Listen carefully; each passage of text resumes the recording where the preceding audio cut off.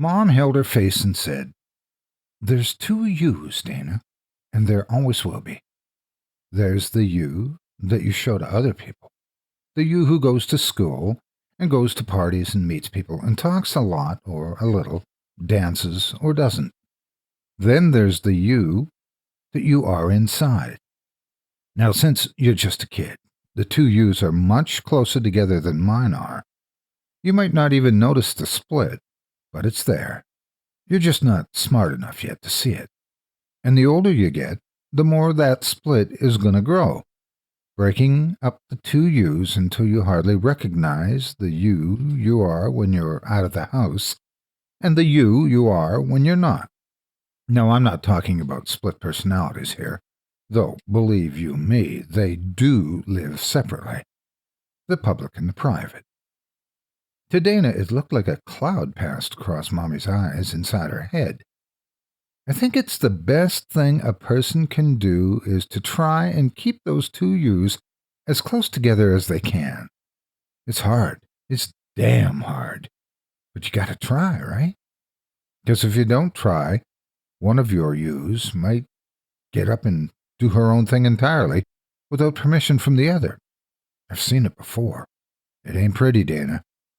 I may even be guilty of having lost sight of one of my me's a time or two, but I've always got it back together, under control. You know what control is, Dana.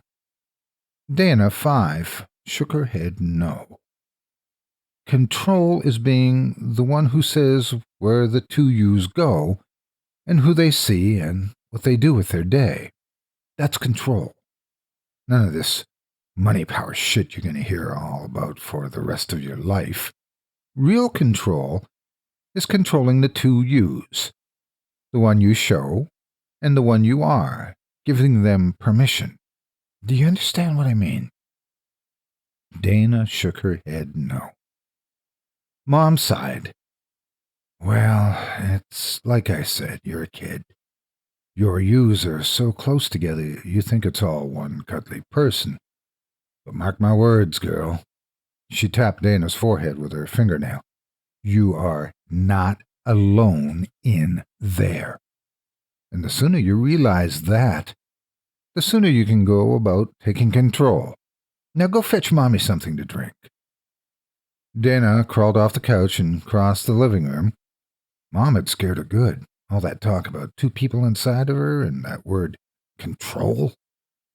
Momentarily, she wondered if it was Mom still sitting on the couch behind her, so she paused at the entrance to the kitchen and spun to get a good look at her, to be sure. Orange juice, hun, Mom said, with just a wee splash of that vodka, or the other way around. You're the one fixing that drink, Dana. Up to you. On stage, in the school theater, singing soprano with 6 other sopranos, Dana wondered if this was really her. It didn't feel like her, singing this stupid song with all these other girls. It's not what she expected of middle school. Dana, 12, wondered if the only reason she was in the choir was because Michelle said she would do it, and so here she was doing it.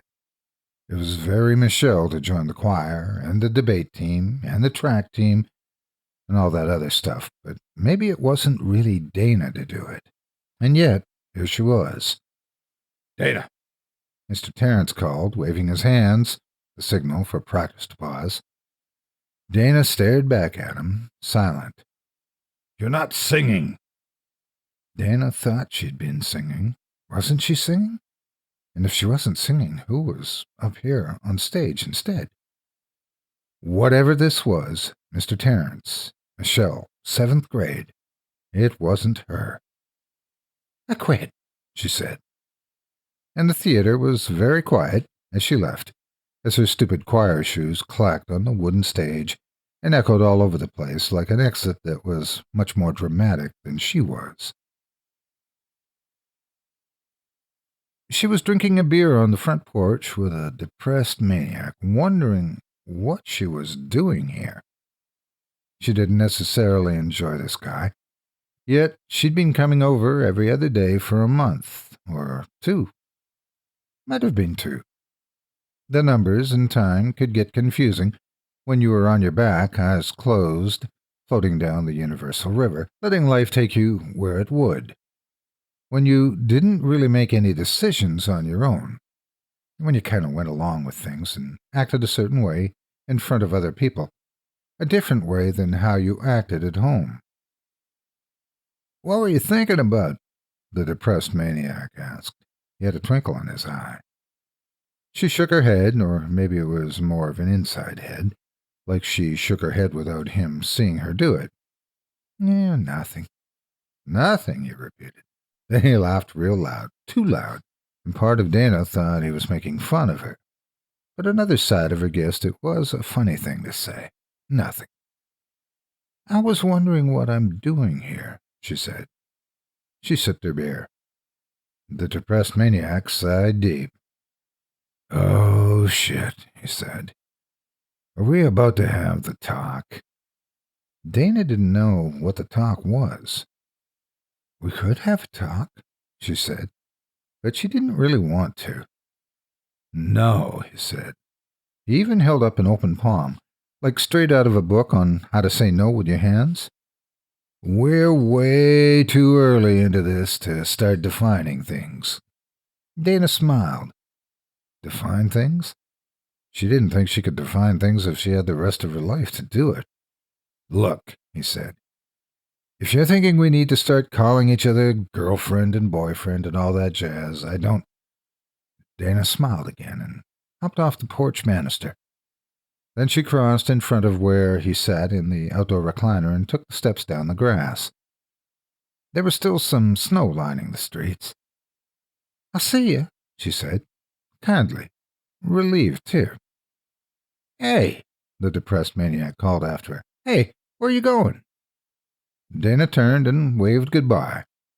Part of her felt good about it, like she'd been seeing the ending of the movie, and so she didn't need to sit through the middle. But another part of her, like half, wondered at her own behavior. Surely sitting on the porch with that guy, spending time with him, her college years, wasn't her. But what about where she was going and what she'd do when she got there? Was that not her either? Dana was getting really pretty. It seemed to be happening fast.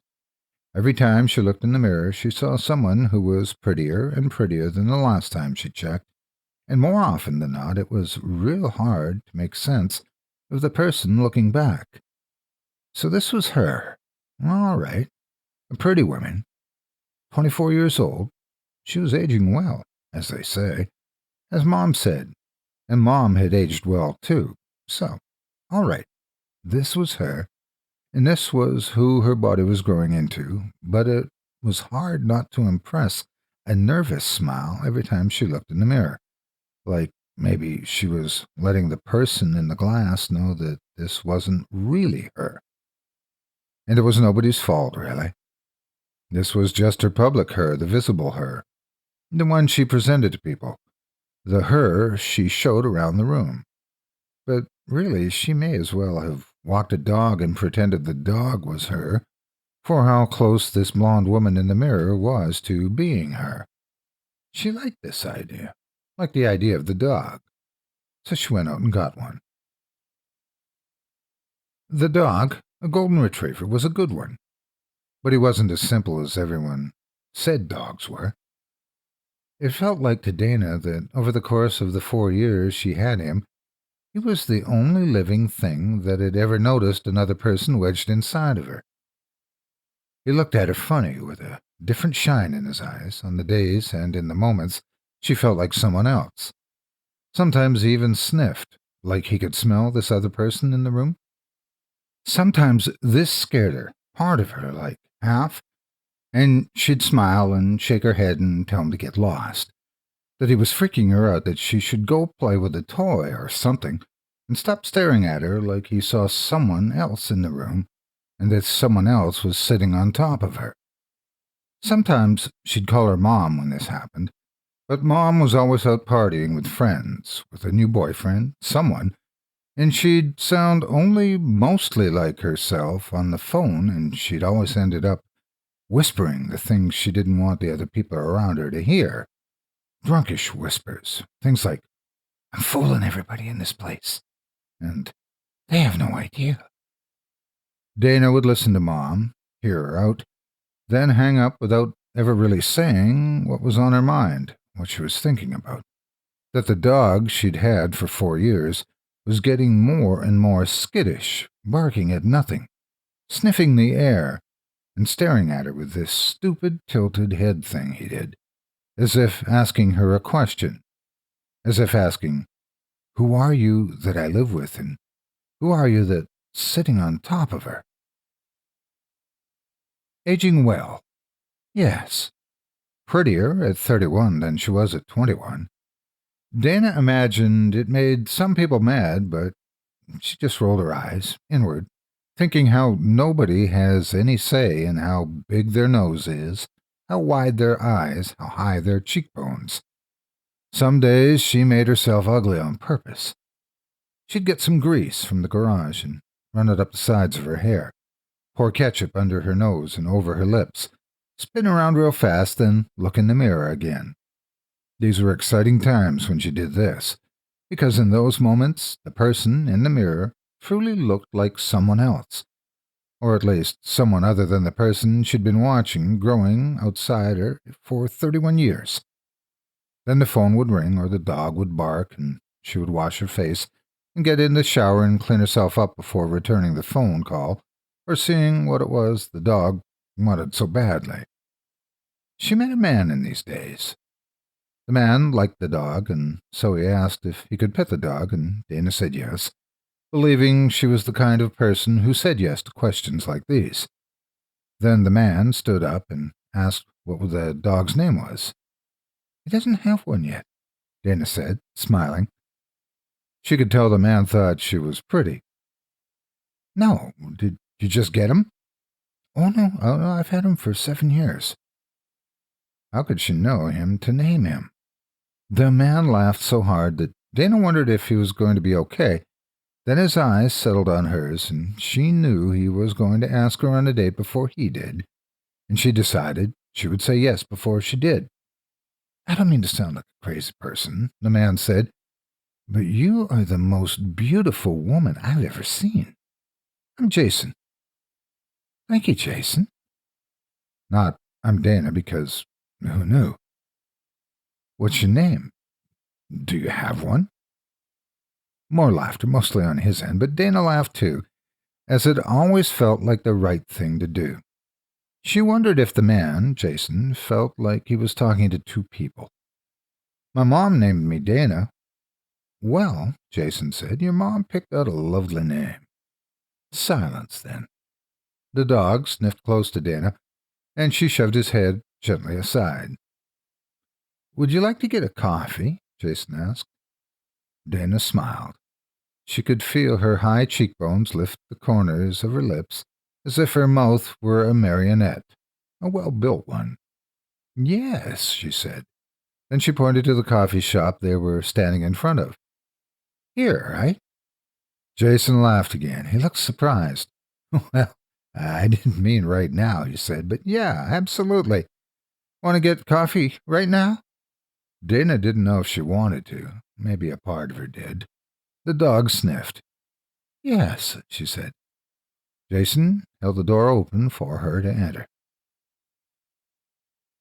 Married 9 years, and Jason always seemed like the same person. Sure, sometimes he got angry, sometimes he said things that were out of character, but eventually these things became part of his character, and Dana had a hard time believing his continuity. It must take a great effort, she imagined, to keep himself together like that. Sometimes she spied on him. When he was watching a movie or fixing himself a sandwich, sometimes Dana would crouch behind the kitchen island and peek up over the marble top and watch him do things. Even in these moments, he rarely looked like anybody other than Jason. Sure, sometimes he appeared tired, but it was a tired Jason. The same floppy brown hair and loose lower lip, the kind look in his eyes. Sometimes Dana scared herself when she did this, when she spied, as if not only was she spying on Jason in the kitchen, but someone else was in the room spying on her, too. Like someone else was watching her watch her husband, and one time the feeling was so great that she actually popped up from behind the couch and said, "Hey there!" Just to not feel alone with whoever was watching her. Jason was scared good and laughed about it, and asked if she wanted to join him for a movie, and she said yes. They hadn't named the dog, a thing Jason cutely ascribed to half the reason they got married. The nameless dog. But the dog would always join them for movies, and sometimes Dana wondered if Jason called the dog in to protect himself. Protect himself from this other person who was watching Dana watch Jason. At 17 years old, the dog died. Dana was 41. No more sniffing. No more staring. No one around to make whichever Dana was present feel like the other Dana was the truth. At 50, Dana looked 15 years younger than she should have, and Jason would point out younger men who looked at her. He said he liked it, and Dana had no reason to think he didn't. Jason was very good at being Jason. But the cracks were showing, and had been for some time. Maybe it was a lift of one eyebrow, an unnecessary shrug, an exaggerated thing to say, like, "Are you sure, Dana?" Always, "Are you sure?" Like Jason was just now seeing the open space, the gap in Dana. Like he knew someone else was inside her, and he decided to love her too. A good man. Good enough never to bring it up. Good enough never to tell her if she wasn't acting like herself. The closest Jason ever said to anything like that was on New Year's Eve. They were dancing, in the very middle of the dance floor, and all of their friends and family were laughing and chattering and dancing too around them, and Jason had her close by her waist and brought her lips to her ear and said, "What did your mom mean by, did you meet her yet?" Dana could feel invisible fingers, someone else's fingers, lifting up the side of her perfect smile. "She's old," Dana said, but she wished she hadn't. For the first time in her life, she wished she just told Jason exactly what she knew Mom meant. And yet, it was true. Mom was old and drunk. Jason smiled. "The way she said it," he said, "I thought she was talking about an old friend." Then people started to count down, and Dana kissed Jason before the number reached 0, not wanting to be so definite, so defined. And the kiss was a good one. And later that night, long after they'd driven Mom home and eaten fish sandwiches at an all-night diner, they made love. It was good love, and Dana could tell Jason was happy. And yet, when he smelled her shoulders, smelled just behind her ear, Dana thought of the dog they once had, and wondered if Jason wasn't looking, searching his wife for that old friend Mom had drunkenly spoke of in public. A widow at 66, but Mom was still alive. Dana went to the pet store shortly after Jason's death, but the cats seemed more perceptive than the dogs, and the dogs were too perceptive as it was. It was something of a bad experience for her, that day in the pet store. She felt like all the animals were looking at the other people like they wanted to be taken home, but looking at Dana like they were scared or confused. Like they thought it was wrong of her not to tell Jason that night, that New Year's Eve, the truth about what Mom was talking about. Even the birds seemed to know it, seemed to say, "That was your chance to bridge the gap, your chance to be a kid again." A worker at the pet store, a girl about 19, asked if she needed any help. Dana smiled at the question. "Miss," the girl said before leaving her with the birds, "can I just say that you are a beautiful woman?" Dana smiled again, but she didn't say anything, didn't say thank you, because what did this girl know about whether or not Dana was beautiful? In that moment, quite suddenly, Dana had to hang onto the rack of birdseed for stability to keep herself from falling. It was the furthest she'd ever felt the split, the biggest the gap had ever gotten. The feeling was so overwhelming that she believed momentarily that her neck might split open, that she might suddenly be torn in two. "Are you all right, miss?" the girl asked. And Dana actually waited innocently, waited with the girl for whomever she'd asked to answer. Dana was singing in the backyard when a neighbor's gardener heard her and couldn't stop himself from walking over to tell her she had a lovely voice. The gardener was handsome, though Dana wasn't sure she knew what beauty was anymore. Wasn't sure she had a concrete opinion on anything, the way life presented all these different scenarios that asked you to be so many different people in return. But something inside herself told her the man was handsome and kind, and she asked if he wanted to come talk with her. He said he did, and so they sat at the deck table and talked. "You ever think of joining a choir?" the man asked. Dana shrugged. It felt good to shrug. Somehow, the simple gesture exemplified how she saw herself. "I did once," she said. "I sing too," the man said. Then he started to sing. Dana listened and wondered what she thought of his voice. Was it pleasing and romantic, or was it nasally and overdone? Part of her wondered if it mattered at all what he sounded like. Another part of her, like half, imagined herself telling him to stop. She wiped her forehead with a napkin. "How old are you?" the gardener asked. "I'm 79 years old." But was she? Yes, she finally agreed. 79 years old. The gardener shook his head. "I'm 67 myself. Had we met in another lifetime, we may have been great friends." Dana felt a concrete reaction to this statement. It was refreshing. Concrete. "But we are meeting in another lifetime," she said. The man paused, thought about this, then laughed. "I like that," he said. "I like we are meeting in another lifetime. Like the one I've been living hasn't been the one I've thought I was living all along." Dana smiled. Could almost feel a second mouth behind her own smiling for her. She'd been staring in the mirror for too long. Grease in her hair, ketchup under her nose, spinning, then staring into her face, 80-something years old. She'd definitely been staring for too long because the woman who looked back was frightening. Not because she was ugly. No, never. The woman was indeed pretty, had aged almost unfairly well.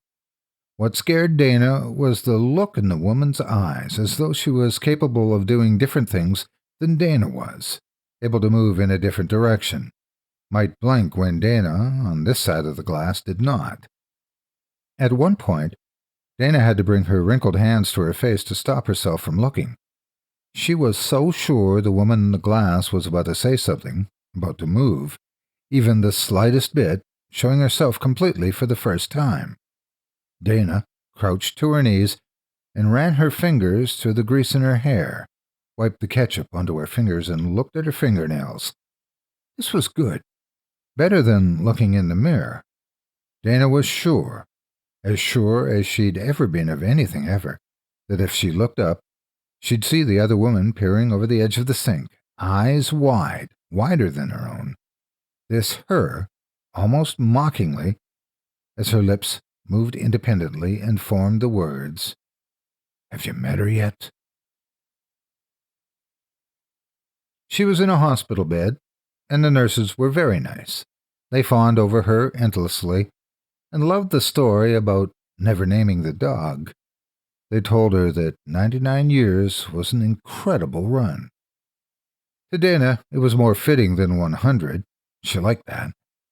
What she didn't like was that she was not alone. The unit held 2 patients, and the other one was quiet, too quiet, behind the curtain that divided them. "Who's there?"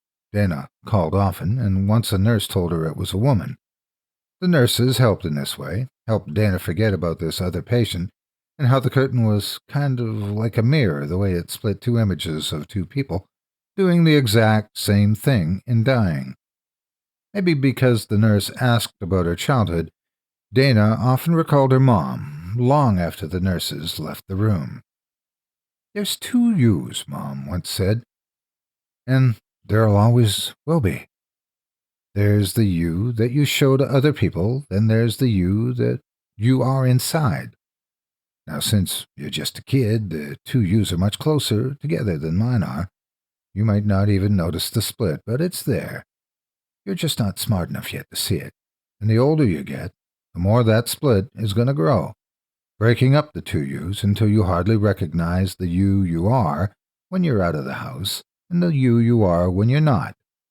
I think it's the best thing a person can do is to try and keep those two yous as close together as they can. It's hard. It's damn hard. But you gotta try, right?" Dana thought Mom was right, though it was the smartest damn thing Mom ever said. She thought about this talk a lot, and eventually she didn't want to think about it, but it kept coming back. One night, hoping for a distraction, she turned on the television that hung high up on the wall and dropped the remote control before she changed the station from static. It hit the floor. Still nimble at 99, she turned onto her side to ring for the nurse, to ask them to remove the static from the screen, to put something entertaining on, perhaps a program featuring a woman who was sure of herself. Before the nurses came, in the blue light of the flickering static, Dana saw a ripple in the curtain that separated her from the other patient, the woman, and saw a hand, too. Fingers curl around the curtain's edge. "Have you met her yet?" And as the curtain was pulled aside, Dana smiled, all on her own, smiled because Mom was right when she said it was hard keeping them together. Damn hard, but you gotta try. And Dana believed she knew what she was going to say when the parting of the curtain was complete. She was going to say what she should have said on New Year's Eve 49 years ago, that it was hard, damn hard, but you gotta try. Because there's the you are at any given time, and the you get and give with. The one you are often and always the one you live with. And Dana would tell the woman on the other side of the curtain that she believed she'd tried.